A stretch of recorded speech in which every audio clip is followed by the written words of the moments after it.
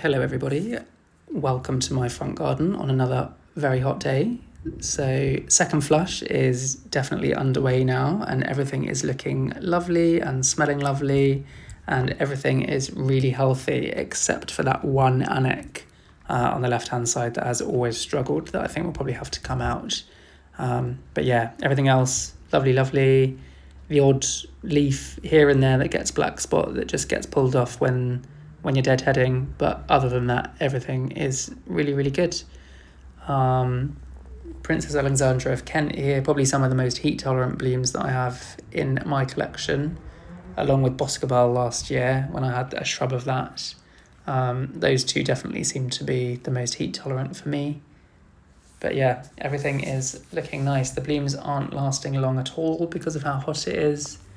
The Poet's Wife surprisingly lasts a little bit longer than I was expecting. They definitely seem to last longer than the other shrubs that I have under the direct sunlight. But yeah, this is how we're looking. Just before I go into the back garden, just want to quickly show you this Lady of Shalott standard tree that I have underneath the window here. And it struggled when it was planted as bare root. It didn't really grow at all. And then when the weather was changing back and forwards from really hot to really cold, well, not really hot, but warm to really cold, some of the younger growth was just not surviving. So I chopped it back. Nothing happened, chopped it back. Now it's finally starting to grow. And put some blooms on even. So here are the standard trees. This is Emma Bridgewater. That is definitely starting to grow in a much better direction now. Gabriel Oak, nice cluster of blooms still going. They have been there for quite a while now. So if you want to talk about long-lasting blooms, Gabriel Oak is decent. Young Lycidas, these have been absolutely fried in the sun despite it being a full sun kind of plant. I'll put a video up in a second of 6:30 this morning before they were all absolutely fried. So here we go. So that's the Gabriel Oak there. That's Olivia. That's Emily Bronte standing upright to attention. And then young Lycidas, look how much better the blooms looked this morning before the sun came out. And now they're frazzled. That's Harlow Carr. Golden Celebration, one of my favourite roses. Another Gabriel Oak, because the smell is so good as you walk past, I just had to put a second one in. And then another Golden Celebration, because you don't get many yellow, really nice, fragrant, big roses. What's all that about? Anyway, this is the Boscobel that came from the David Austin Rose Garden. I opted for a small one because it had to come back from Wolverhampton, so that's why I opted for that one.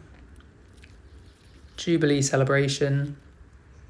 I was concerned about this because I had heard a lot of people saying it doesn't really bloom a lot, but for a first year bare root rose, it's doing pretty good. That's another Golden Celebration that will have to move. This is the Poet's Wife that I'm having an issue with big time. So both the Pilgrim and the Poet's Wife have been really struggling with black spot. And they both seem to have ants' nests right in the centre. So I'd moved some of the soil away and then it mounded up again. I moved it away, it mounded up again. So I don't think it's a coincidence that the two roses that are really struggling have ants' nests underneath. So I think that the roots get stressed by the ants' nest and then they don't fight off black spot as well. But this is the Boscobel now planted up. This was really frustrating as well because as I took the standard out of the pot, the soil just disintegrated. It didn't come out like a nice cube. So it had really few and really young roots in there and they just kind of disintegrated as the soil came out of the pot. And that's what was left to plant. So effectively a bare root for all intents and purposes. So I'm expecting that to go into shock, but we'll have to wait and see. Another issue with another standard, imagine that. This is the Pilgrim. So this is where the ant's nest is, right in the centre. And Same thing here, Poet's Wife, Ant's Nest right in the centre, and the only two roses that seem to be consistently struggling.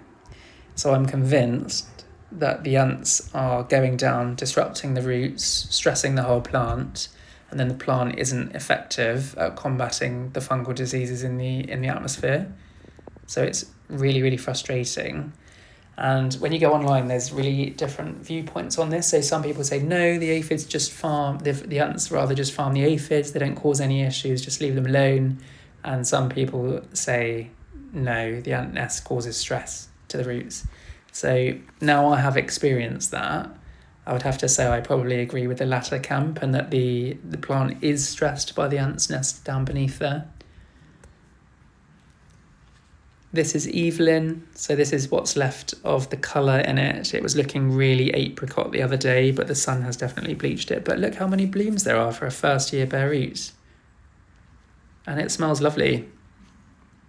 It's such a healthy, strong grower, nice fragrance, that I've ordered another 2. I can't believe David Austin has discontinued it. I know I keep saying it, but I just don't understand the reason. It makes no sense. But yeah, happy gardening, everybody.